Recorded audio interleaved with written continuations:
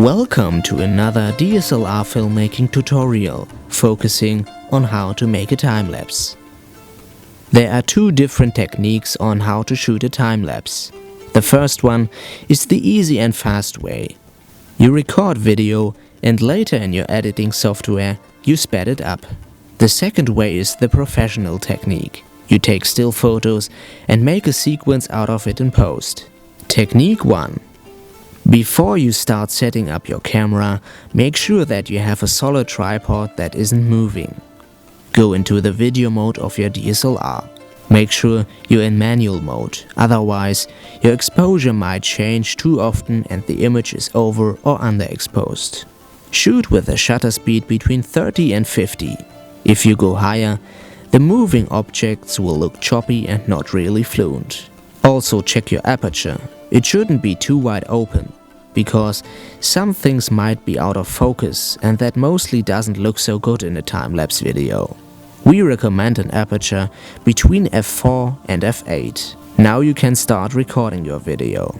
If you ask yourself how long you should record, keep always in mind that the time-lapse only looks good when you're shooting something that is moving. That is the most important point. For example, clouds, lights and shadows, or cars and people.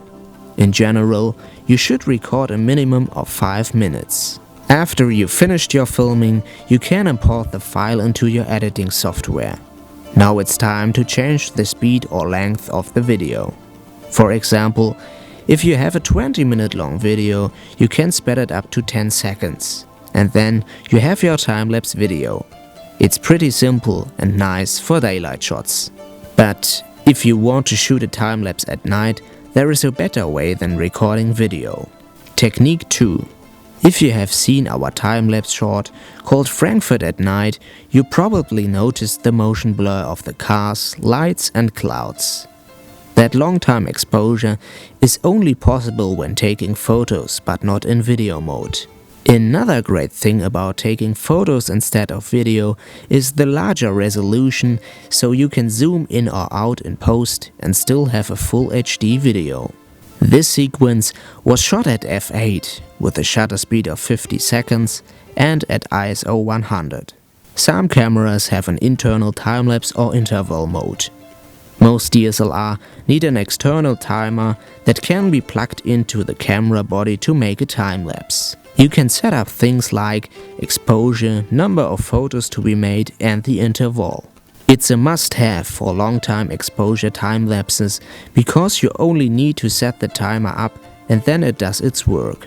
Of course you can do the same in daylight. Depending on what software you are using, it can be easy to create a time-lapse out of hundreds or thousands of pictures. Of course, you can put every single frame after another, but that can take a while because you need a minimum of 24 pictures per second. Always keep in mind to shoot things that are moving. If you have a large distance to the objects you want to shoot, it might look better, for example, when you shoot from above, as if you are too close to the object.